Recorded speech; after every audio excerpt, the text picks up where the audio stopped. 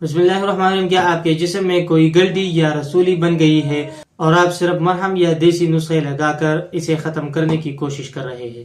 سچ یہ ہے کہ رسولی باہر سے نہیں بنتی، بلکہ یہ آپ کے اپنے جسم کے اندر سے پیدا ہوتی ہے۔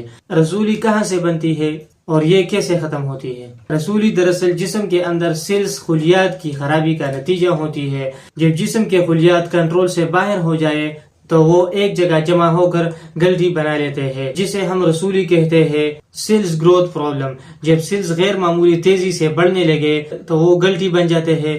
سوزش یا انفیکشن، کسی جگہ جراثیم یا پرانی سوزش وہاں ٹشو یا پیپ جمع کر دیتی ہے۔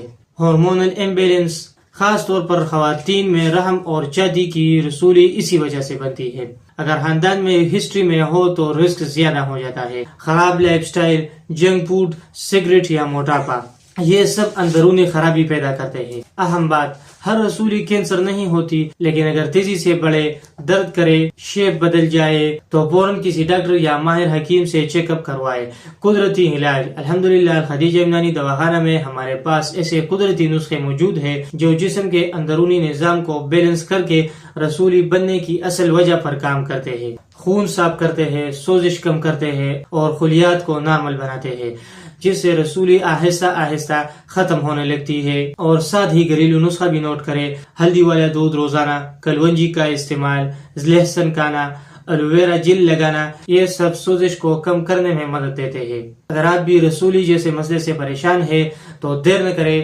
آج ہی ہم سے رابطہ کریں 0315 1328 555 نمبر پر۔